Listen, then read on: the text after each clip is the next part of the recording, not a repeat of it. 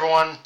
Okay, so to start, this chapter gives us a moment where Frey basically gives Yakuto some unsettling words of encouragement that so long as Frey succeeds in killing Luzon, then she says whatever happens to her afterwards is inconsequential.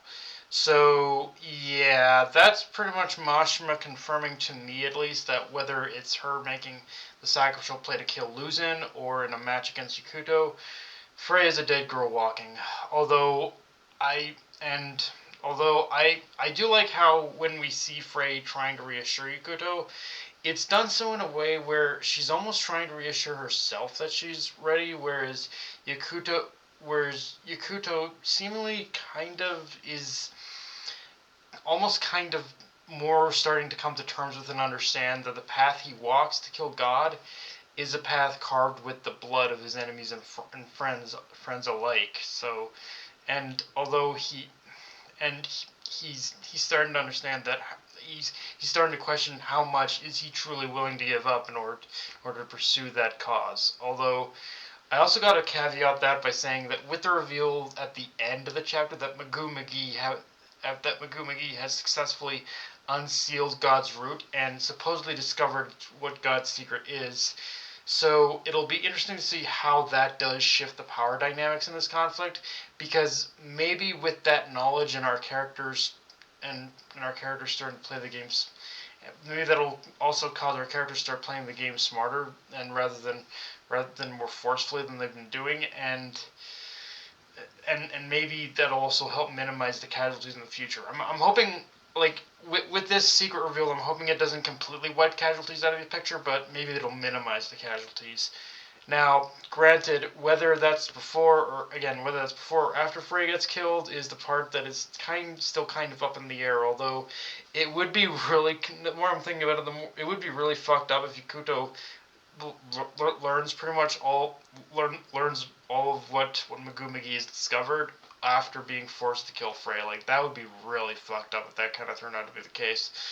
Um, with that said, though, the chapter also gives us more of a dive into Dest and Eiji's past, which right from the jump we knew Dest was cooked for having to go up against Yakuto, but seeing the flashback and just throwing salt on the throwing showing us that flashback was just kind of throwing salt in the wound, because I can't lie, seeing Dest and Eiji's bond from basically from seeing their formative years of growing up together and in level 599 as friends and rivals, it really does put into perspective of however much the demon world puts emphasis on the idea of survival of the fittest, the strong live and the weak die kind of thing.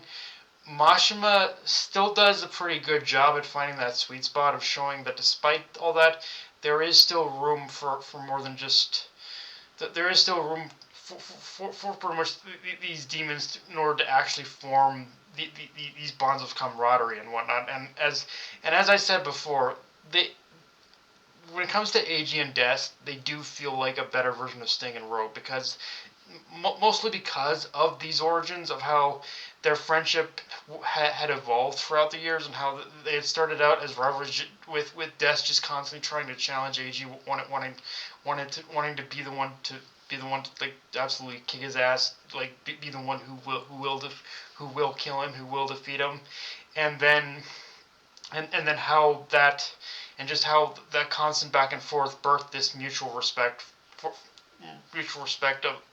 each other's strength. Like, it just, and I think in some ways that does, I think that is what does also make Dest's death kind of all the more kind of tragic in a way. Like, I'm not gonna say it was like super sad or anything, but a little tragic in the sense where Dest never was truly able to see if he could actually kill Eiji, because he ended up getting killed by Yakuto in the end.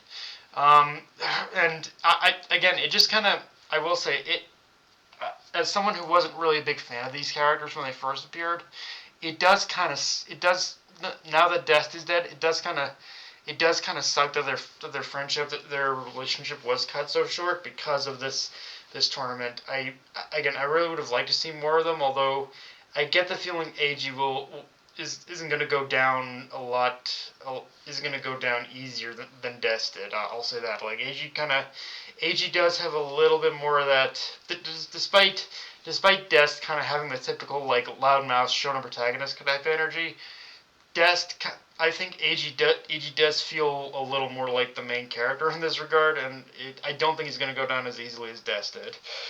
And yeah, outside of that, there isn't a whole lot more to talk about with this chapter, other than Lilith takes notice of Boltagor's turn to becoming Mikoto's double agent, and God himself now has his eyes formally trained on Yakuto now, as yeah, he has picked up on Yakuto's bloodlust, and the desire to see God dead. So it will be interesting to see how Mosh plans to tie all these background threads together and bring them into the foreground. I mean, obviously with the tournament prize being an audience with God, that latter one already has a pretty linear path to follow, barring any interruptions to this death battle tournament.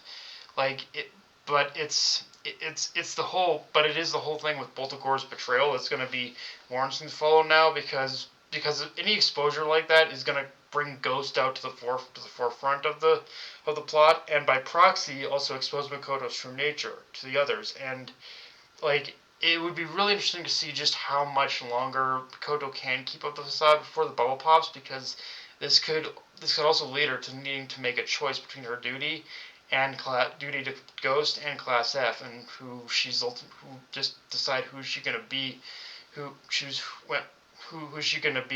gonna side with, who's she gonna be with when the time has come for her to make her decision. Like it's little stuff like that does kind of make me interested. And yeah, guys, that's pretty much all I got for this review. I guess at this point I am all caught up. I think so. With me being caught up, like technically, like pretty much next month, there's going to be another chapter released. But I think what I'm going to do is I'm not going to pick this up again. I'm gonna put reviewing this on pause until pretty much the new year again. I think that's what I'm gonna do. I'm going to wait, and I'm gonna wait it out a bit, and I'm gonna wait a bit until January in order to start reviewing this again, because I feel like with December I'm probably gonna be a little too busy to I'm still I'm I think I'm just gonna wait until January in order to start reviewing this again. If it feels like this is the kind of series I don't mind kind of like just putting on pause and picking up again in the new year. But yeah, guys, that's pretty much all I got for this review. Enjoy the video, like, comment, subscribe, follow me on Blue Sky, AniList, Crunchyroll, and be sure to just hit the notification bell, guys. Dark Knight signing off. Later, everyone.